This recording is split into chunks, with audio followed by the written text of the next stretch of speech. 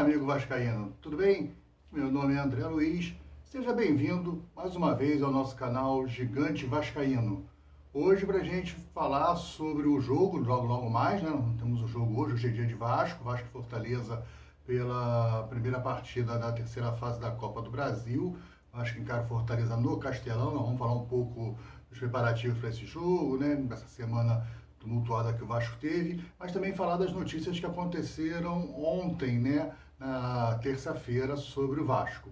Mas antes da gente começar com o vídeo, falando das notícias, vamos te pedir para você deixar o seu like, né, a sua inscrição, se você ainda não é inscrito, se inscreve aí no canal, ativa as notificações, o sininho de notificações, todas, porque aí quando tiver vídeo novo aqui, o YouTube te avisa e você fica por dentro das novidades do nosso Vascão. Também pedir aquela moral para que, se você puder compartilhar o link desse vídeo nos seus grupos de WhatsApp, Facebook, Telegram, isso vai ajudar e muito o nosso trabalho, ok? Dito isso, vamos com as notícias, né? A primeira notícia que nós temos de ontem, né, que foi importante, foi a venda do Galarza. Lembra do Galarza? Que era a base do Vasco na época ainda da gestão do Salgado, quando o Salgado assume a presidência do clube. A primeira contratação que ele faz com o Alexandre Pássaro e tudo é contratar o Galarza. O Galarza já era da base do Vasco, mas era emprestado do Olímpia do Paraguai. E aí ele vai e compra o Galarza por $500 mil e revende agora para o Talleres da Argentina por $2 milhões. A SAF acaba vendendo por $2 milhões, tendo um lucro bem bacana num jogador que não deu muito certo no Vasco, né? Começou bem, teve alguns jogos legais, fez alguns gols, mas falhava muito na marcação, talvez por ser muito jovem, mas enfim, não teve espaço no elenco do Vasco, estava se firmando, né, disputando uma Série B, depois do início de uma Série A. O Vasco acabou emprestando ele para o Talleres com a obrigação de compra. E aí o Talleres fez essa obrigação ontem, conseguiu concretizar a compra ontem, $2 milhões para o Vasco, mais ou menos 10 a 11 milhões. Outra coisa é o balanço do Vasco SAF. O balanço foi publicado ontem, dia 30 de abril. Aliás, foi liberado ontem, mas ainda não está totalmente público. Ele precisa ser publicado no Diário Oficial. Como hoje é feriado, não sei se vai ter o Diário Oficial hoje. Se tiver, vai ter balanço hoje no mercado. Aí, daqui a pouco nós estamos discutindo o balanço do Vasco, da Vasco SAF. Mas ainda não estava publicado. Mas se sabe que está pronto, que já foi enviado e deve ser, se não sair hoje, sai amanhã, oficialmente lá no Diário Oficial, e a gente vai bater um papo se tiver algumas coisas interessantes para a gente discutir. O que está no portal de transparência do Vasco, né, no vascodagama.com.br/transparência, é o RCE, os pagamentos da dívida do Vasco no RCE. O Vasco tem dois RCE, né? O RCE trabalhista e o RCE cível. E somando os dois juntos, dá uma média de 11 milhões que o Vasco vem pagando por mês. Está tudo especificado, quem é que está recebendo, o rol dos credores. Pô, tem gente muito antiga recebendo. Cristóvão Borges ainda está recebendo do Vasco. Tem, quem mais? O Wendel, o maior credor do Vasco é o Wendel. Lembra do Wendel, aquele volante? Jogou no Vasco. Pô, o cara está recebendo. O Jorginho, o treinador do Vasco, recebe como jogador. Tem um processo dele como jogador, quando ele foi o lateral direito daquele time do campeão da Mercosul de 2000, né? Ele como lateral direito e 2 vezes como técnico, 2019, 2000, não sei quanto. O cara está recebendo, tem mais de 2,5 milhões para receber, parece o Jorginho como técnico, é dinheiro dos caras, os caras têm dinheiro de receber, tem que receber mesmo. O Felipe Maestro também está no hall dos credores, tem muita gente boa lá, está lá no portal da transparência do Vasco. Então, quem tiver curiosidade, dá uma visitada, é legal saber, né? Outra notícia do Vasco é saber que o nosso grande técnico Ramon Dias está pedindo a multa rescisória. O cara quer receber os $20 milhões que ele acha que tem direito. Se o pedido de demissão dele ficar claro, ficar comprovado que ele realmente pediu demissão, então é ele que tem que pagar a multa. No contrato, a multa não é igual uma legislação trabalhista, né, o CLT no Brasil. O contrato redigido entre as partes tem multa para os dois que quebram o vínculo. Quem quebra o vínculo antes do final do contrato, paga a multa. E a multa do Ramon também é 20 milhões do Vasco. O Vasco também quer receber os 20 milhões, alegando que ele pediu demissão. Ele alega que foi demitido pelo Twitter, né? E aí ele pede os 20 milhões de multa. Isso vai acabar realmente na justiça. O canal Atenção Vascaíno, do jornalista Flávio Dias, trouxe ontem uma notícia de bastidores dizendo que funcionou as coisas, que ele entrou no vestiário muito irritado. O Ramon Dias chegou no vestiário depois do jogo muito irritado, falou com os jogadores que para jogar assim não queria mais, ele e o filho dele estavam fora, porque se era para fazer o vexame que fizeram, ele não queria mais, então ele estava pedindo demissão. E aí ele comunicou oficialmente ao Clauber, que era o gerente, olha, eu estou pedindo a demissão, é você que está aqui responsável hoje, né? Não tem mais ninguém, então estou comunicando a você, eu e Emiliano estamos fora, pedimos demissão, a gente está fora. E aí parece que os líderes do grupo, Michael, o próprio Medel, o Verret, foram até ele e começaram a conversar com ele para que ele acalmasse a cabeça, para esfriar a cabeça, nada de sair, nada de sair. O Glauber pega ele, né? O Clauber pega ele e leva ele para uma sala, para a sala do lado do vestiário. E aí começa a conversar com ele, estava tentando convencer ele de ele não fazer isso, não pedir demissão e tal. Quando na televisão dessa sala, tem uma televisão, começa a dar que Ramon Dias pede demissão, tá lá o Twitter, Vasco manda embora Ramon Dias pelo Twitter, ele toma um susto, ou seja, não se sabe quem avisou o Lúcio Barbosa, só se sabe que o Lúcio Barbosa na hora aceitou. Aceitou, ele quer demissão, então ótimo. Então parecia que já estavam querendo aceitar a demissão do cara mesmo, mas ficou um negócio meio estranho, porque foi um pedido de demissão, mas foi assim, no calor do momento e tal, enfim. Isso vai dar muita confusão ainda. Mas agora vamos falar do jogo de logo mais. Hoje tem Vascão, Vasco e Fortaleza, Vasco em campo, precisa de um bom resultado. E olha que bom resultado não é só a vitória. O Vasco está indo para o jogo com Fortaleza, né? Uma situação complicada para o Vasco está vivendo uma crise, está com um treinador interino do Sub-20, né? E o cara nunca treinou um time profissional, está pegando um time profissional pela primeira vez, um time cheio de problemas, um vestiário todo complicado, mas o cara está encarando, fazer o quê, né?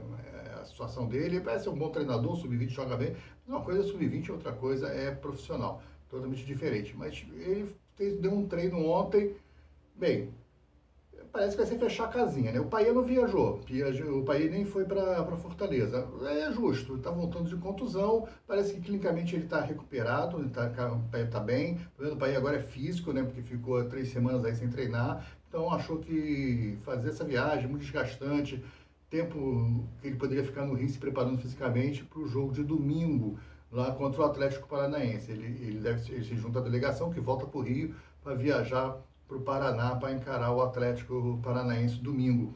E aí o Paê deve estar relacionado para essa viagem. É o que se espera, né? Isso aí a gente tem que aguardar. Mas pelo jogo de hoje o Paê não foi. Quem foi relacionado para o lugar do Paê, isso surpreende um pouco, mas não muito, porque o treinador é do Sub-20, é o Estrela. Ele trouxe o Estrela, subiu o Estrela, botou o Estrela no grupo já. O Estrela já andou viajando com um grupo profissional na era do Ramon. Nunca jogou, se não me engano, só jogou no campeonato estadual, mas quando o Vasco principal ainda estava no Uruguai fazendo a pré-temporada. Aqueles 2 jogos que teve, que aquele lateral esquerdo, acho que é Leandrinho, da base, entrou e fez um golaço e tal, acho que o Estrela chegou a jogar o segundo tempo, entrou no segundo tempo. Mas parece que o Rafael, o treinador do Vasco de hoje, ele montou um time fechadinho, vai fechar a casinha. 3 zagueiros, 3 volantes, 2 atacantes. Parece que o time do Vasco vai assim. A escalação, então, que está sendo comentada é a seguinte. E olha, mesmo assim, com 3 zagueiros, tem surpresa na escalação. Vamos lá.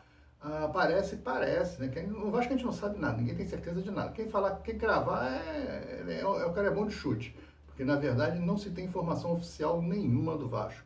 Mas parece que foi treinado o time assim, ó. Um Léo Jardim no gol, né? O Paulo Henrique na lateral direita. Aí vem os 3 zagueiros. Anota aí. Rojas, Maicon e Léo. É isso mesmo. Rojas, Maicon e Léo. Medel no banco. E na lateral esquerda, o Bravo Piton. E aí vem a trinca de volantes, né? Que é Hugo Moura, Esforza e Matheus Carvalho. Zé Gabriel foi relacionado, viajou, mas parece que vai começar no banco, né? Então nós temos o Hugo Moura, Esforza e o Matheus Carvalho na trinca de meio campo. No ataque vamos ter o David e o Verret. É um time fechado para jogar para o contra-ataque e tentar um empate com Fortaleza. Mas, olha, sinceramente, essa é a nossa realidade hoje. Nós não temos que, se a gente for querer encarar de igual para igual o Fortaleza, vai tomar sacode. Porque o time está mal treinado, o time está desestruturado, o time está confuso, tem racha no vestiário, tem muita confusão no Vasco para querer chegar de peito aberto e encarar o Fortaleza. O Vasco não está nesse momento. Então o Vasco realmente é fechar a casinha, tentar ganhar um ponto e depois tentar decidir a vaga aqui no Rio de Janeiro, que não é nada difícil. O Fortaleza é um bom time, mas não é um time espetacular, uma seleção da Holanda de 74, não é nada disso, é um time comum, é um bom time, mas é um time comum. Nesse momento, hoje, é um time melhor do que o Vasco. Nem sei se o elenco do Fortaleza é melhor que o do Vasco, não sei, teria que fazer uma análise de elenco aí, mas hoje está jogando melhor, é um time que está mais tempo com o comando técnico, o Vojvoda já está lá há um tempão, né? Então é uma coisa que tem que se colocar. Outra coisa que eu quero falar é uma notícia que eu dei ontem aqui e eu quero corrigir essa notícia. Ontem eu falei aqui sobre o Paulo Pesolano, inclusive fiz uma crítica baseada muito na informação que eu tive. Quando eu pesquisei sobre a situação do Paulo Pesolano atual lá na Espanha, eu infelizmente acabei caindo numa fonte que não era correta e disse que o Paulo Pesolano é o 7º colocado no campeonato. Não é. Não tem nada disso. Pelo contrário, o cara faz um trabalho bom, o cara é o 2º colocado da segunda divisão da Espanha. Então vamos retomar. Ele faz uma boa Série B com o Cruzeiro, vence a Série B no Brasileirão de 2022. Ele ganha de braçada, várias rodadas de antecedência. Vai para a Série A em 2023, começa o campeonato da Série A, ele é transferido para o Valladolid. Chega no Valladolid já no meio da temporada lá, porque lá a temporada termina em junho, ele já chegou lá em março ou abril, e o Valladolid não se salva e acaba indo para a segunda divisão. Claro, não dá para responsabilizar o Pesolano por essa campanha, já que ele pegou o time já na reta final, já cheio de problemas, o time que estava se mantém ou desce, acabou descendo, ele não conseguiu manter o time na primeira divisão, mas ele foi mantido como treinador do Valladolid. E aí ele fica lá com o treinador, faz a pré-temporada, monta o time para a segunda divisão e realmente o time está indo bem. Como eu tinha dito no vídeo anterior, lá no Campeonato Espanhol, a Série B, a segunda divisão, funciona assim. Os 2 primeiros se classificam direto para a Série A. Ainda tem mais uma terceira vaga, que é disputada entre o 3º colocado e o 6º colocado. Esses 4 no time, né, o 3º, o 4º, o 5º e o 6º, disputam um mata-mata lá, acho que é o 3º contra o 6º, o 4º contra o 5º, faz um mata-mata, um torneiozinho entre eles e sai mais um para a Série A. E aí eu disse que o time do Pesolano era o 7º, nem entre os 6 estava, e não é verdade. A fonte que eu me baseei era errado, o site estava errado. Agora eu fui no Jornal Marca espanhol e está lá que o Valladolid é o 2º colocado. Estou botando a tabela para vocês verem aí. Vocês podem ver, ele é o 2º colocado. Ele está empatado no mesmo número de pontos do 1º colocado. A diferença é saldo de gols. Pô, o primeiro aí está com quase 12 gols, eu acho. 12 gols acima do Valladolid. Mas é aquilo, ainda faltam 5 rodadas para terminar o campeonato de lá. O empate do cara e a vitória do Valladolid, ele assume a ponta. Então ele está disputando a ida direta para a primeira divisão, o que significa que ele está fazendo um bom trabalho. E sendo assim, né, ele está tendo bons trabalhos. E aí eu vou refazer a minha opinião sobre ele, quando eu disse que eu achava que ele não é eu não acho ele um técnico experiente para pegar o Vasco agora, mas ele vem fazendo bons trabalhos. Então, o cara está fazendo um bom trabalho, eu quero ele no Vasco. Pelo trabalho dele. Não é o meu nome ainda. Eu acho que o Vasco precisa de um treinador grande. Não acho que o Pesolano tem esse nome todo para chegar no vestiário e assumir o Vasco. Mas, a nível de trabalho, parece que o cara sabe trabalhar. Não sei se vai pegar essa encrenca do Vasco. Também não sei se o Vasco vai conseguir contratar ele. Porque o Vasco vai esperar as 5 rodadas acabar lá, ou as 3, ou ele só vai conseguir decidir essa classificação nas últimas rodadas. O Vasco vai ficar mais 5 rodadas até junho, que lá acaba em junho, vai ficar maio todo e mais até dia 18 de junho, mais ou menos, sem treinador, até lá a vaca deitou. Se a gente ficar assim, que nem foi no ano passado, que a gente manda o Barbieri embora e vai ficando com um treinador sub-20 e não tinha treinador, lembra essa história? O Vasco não tinha até, ninguém queria contratar, o Vasco queria contratar, ninguém queria treinar o Vasco. Aquela vergonha que foi ano passado, e o Vasco foi ficando com treinador de sub-20, foi tomando pancada. Bem, eu não sei, eu torço pro Rafael Pereira, claro que eu quero que ele vença, quero que o Vasco vença sempre, qualquer modalidade, torneio de cuspe à distância, eu quero que o Vasco seja o campeão e ganhe a medalha. Então eu quero que o Vasco ganhe hoje, que o Vasco empate, que faça um bom jogo, um jogo sólido, um jogo firme, mas o Rafael Pereira é treinador do sub-20, não é o treinador do time principal e não pode se pensar, não pode ter essa ideia de, se ele for bem, deixa ele ficar. Não deixa ele ficar, não. Tem que ter um treinador. Eu não sei se o Pesolano vai abandonar o barco lá nas últimas rodadas, nem se o Valladolid do Ronaldo vai liberar ele. Se bem que o Ronaldo está querendo vender o clube, né? Então, de repente, né, já vai vender mesmo, então já passa o carro, não sei. Tem muita história, muita coisa pode acontecer. Mesmo assim, eu estou refazendo aqui a minha opinião sobre o Pesolano para ser honesto, né? Para ser justo com o cara. Tá legal? Então, para encerrar, eu quero te pedir mais uma vez que você deixe o like nesse vídeo, que você possa se inscrever no nosso canal caso você não seja inscrito, que ative o sininho das notificações, aquela, ó, todas, hein? Todas que é bacaninha, que aí todos os vídeos que entrar você vai ficar sabendo, e também se você puder aquela moralzinha de compartilhar o link desse vídeo nos seus grupos de WhatsApp, Telegram, Facebook, isso ajuda muito mais vascaínos a terem acesso ao nosso vídeo, tá legal? Comenta aí o que você acha. Agora, uma nova visão sobre o Pesolano, se o Pesolano pode ser o nome. E quanto ao placar para o jogo de hoje? Quanto vai ser Vasco e Fortaleza? Olha, meu placar hoje é 2-1 Vasco. 2-1 Vasco, não vai ser de virada, mas vai fazer 1-0, os caras vão empatar e a gente vai lá 2-1. 2-1 pra gente tá bom, tá legal? Gente, um grande abraço, até o próximo vídeo. Tchau.